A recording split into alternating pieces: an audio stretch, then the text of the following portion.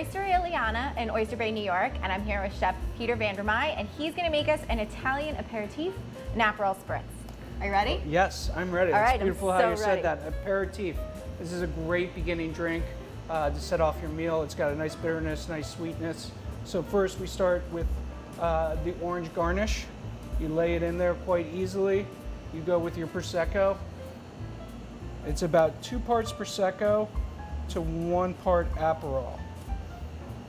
Big thing is just not to overfill your glass with Prosecco. And then we have our Aperol. I love that color. Yeah, It's so fresh. it's a wonderful color. And then we have our Regatta Club Soda.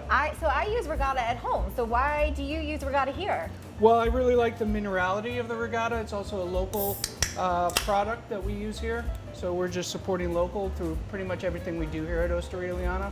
Yeah. So this is a great addition. Yeah, I love them.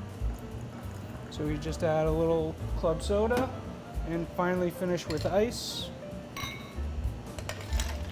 This is the perfect drink on a hot day. This is a perfect summer beginning. You kind of kick it up with a Negroni after that. Yeah, exactly. And then you have a great Italian meal.